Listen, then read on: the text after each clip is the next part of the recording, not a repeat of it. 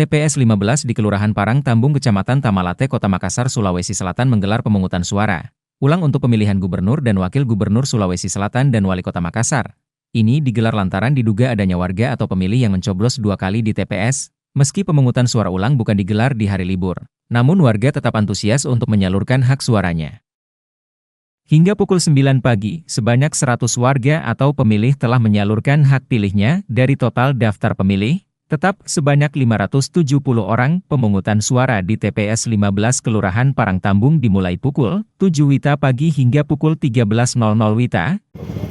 Ya, jadi hari ini adalah pelaksanaan PSU di TPS 15 Parang Tambung, Kecamatan Tamalate ini dilakukan atas dasar rekomendasi Bawaslu,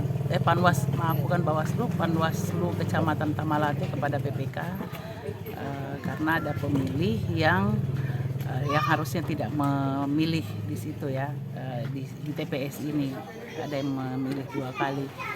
Jadi hari ini pelaksanaannya untuk Kota Makassar sendiri, rekomendasi pengawas Bawaslu cuma ada di TPS ini.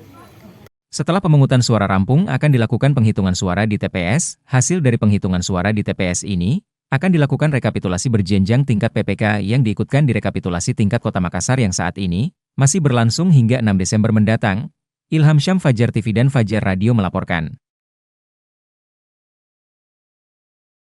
Terima kasih telah menonton. Jangan lupa subscribe, like, comment, and share. Saksikan terus informasi terbaru dengan menekan tombol lonceng hanya di channel Fajar TV.